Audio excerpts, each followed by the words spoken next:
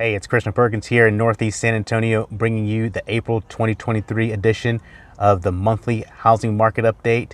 And today we're driving through some of these neighborhoods so many of you have questions about in Northeast San Antonio. Along the way, I'll be discussing the impact of interest rates on the area, recent bank failures, the federal funds rate, inflation, and of course, housing supply and prices. Now you can get more detailed information on slides with local market information on my website in the description within 24 hours of posting this video. Let's get started.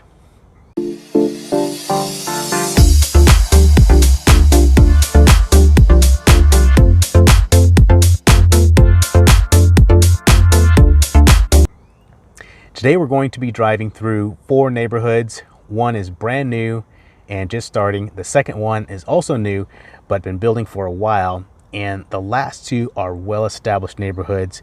So stick with me to the end because this will give you a strong market comparison to make decisions by. And please don't forget to like and subscribe to the channel if you like this type of content, as it will signal to me to produce more videos like this and alert you when I upload another video.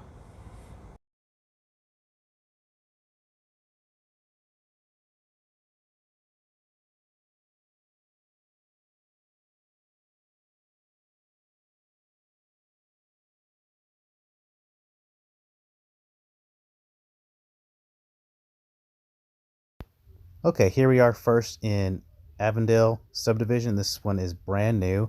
The first homes became available in March last month, and they started building in the fall of 2022. Just like many of the other builders in San Antonio area, they are still making it by offering a lot of incentives. I think right now they're doing around $15,000 in incentives, which you can use for buy down points to make your interest rate lower, closing costs, or even price of the home. So that's really the name of the game when it comes to builders and selling homes in the way the economy is right now. So you'll see more of that in later videos.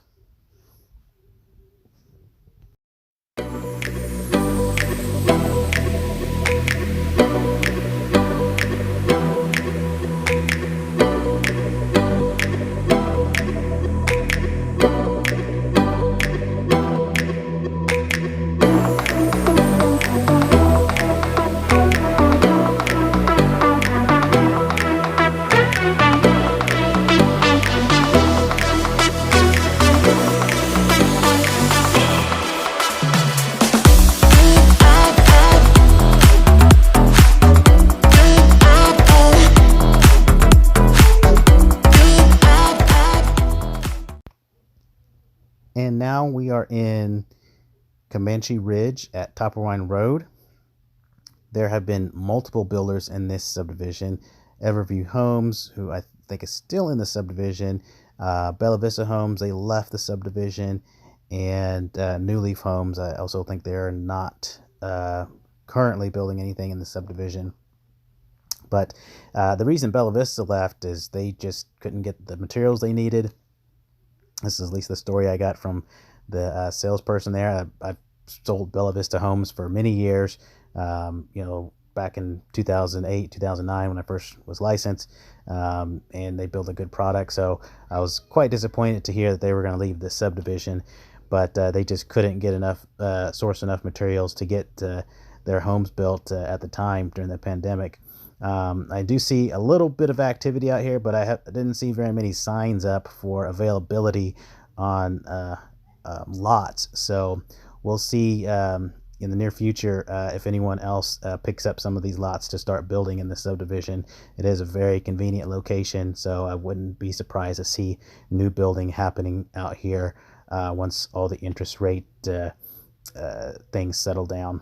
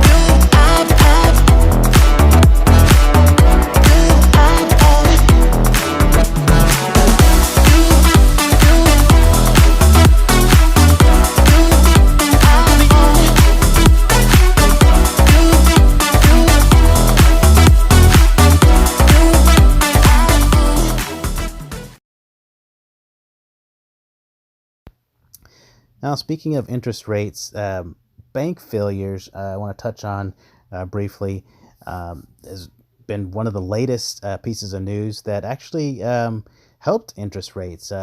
When the financial sector becomes worried, it seems that you're going to find better interest rates. And so right now, interest rates are around 6.25 in the past week, which has been very good news for active buyers that are in the market, because that doesn't even play into getting a rate buy down or anything like that we talked about in the previous subdivision.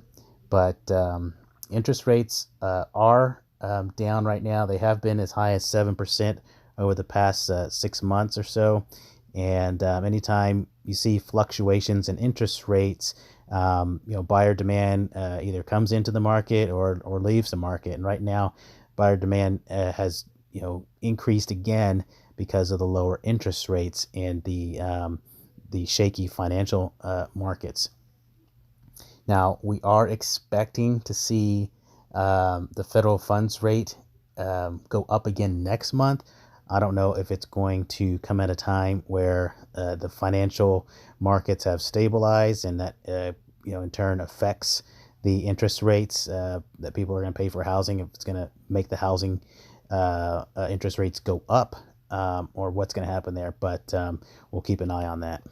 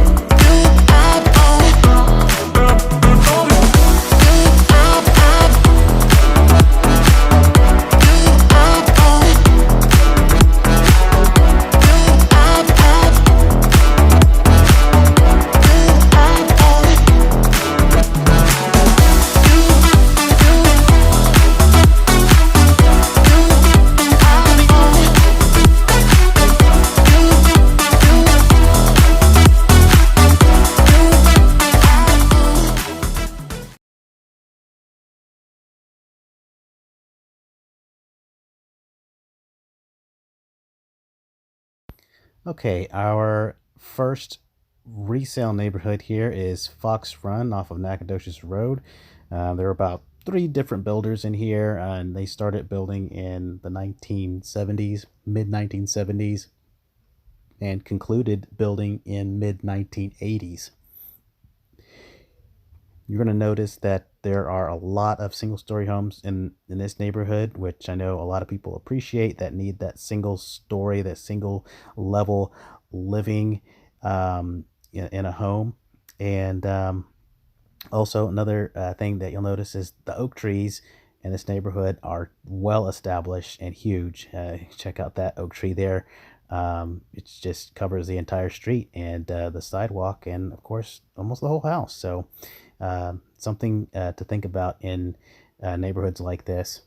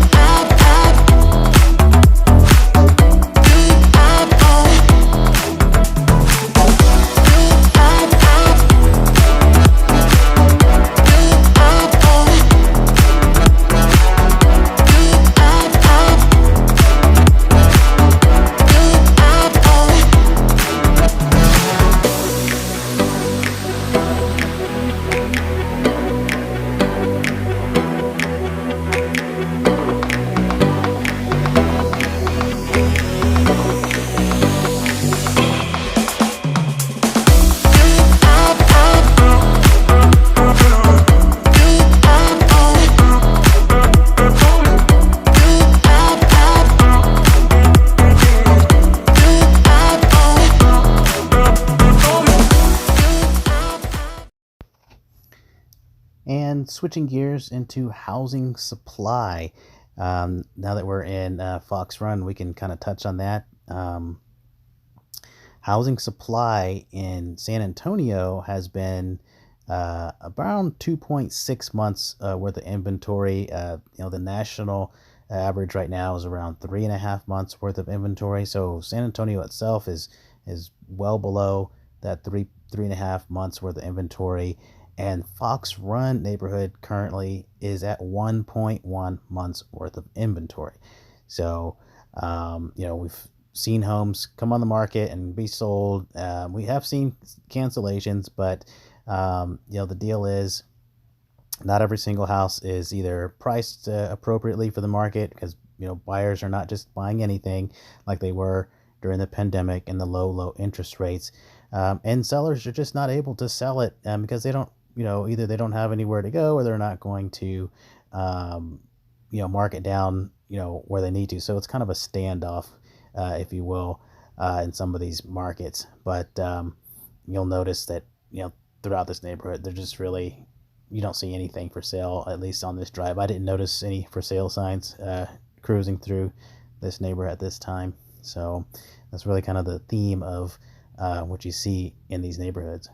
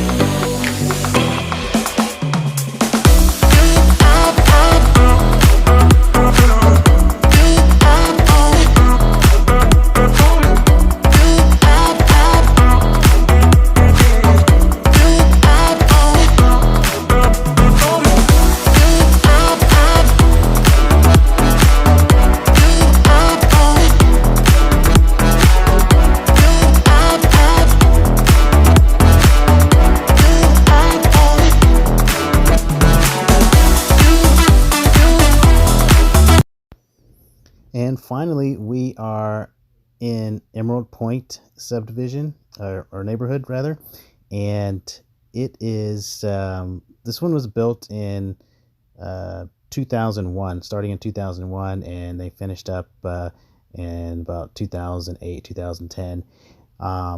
These homes, you'll see quite a few two-story homes in this neighborhood. There's just not a lot of them available right now.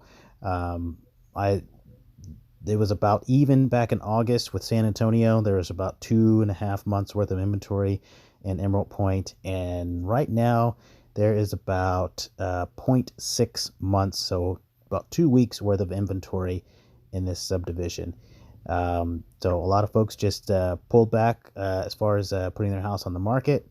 They're not having it, and so we're really looking for inventory here. It is on the decline as far as the inventory numbers, just like a lot of the other neighborhoods that I've been searching up here lately. Very little inventory, and actually declining inventory showing up. And we'll see how the interest rates affect the market activity in this neighborhood moving forward. Hopefully people will come back to the market and place their homes on the market, but that's what we have so far.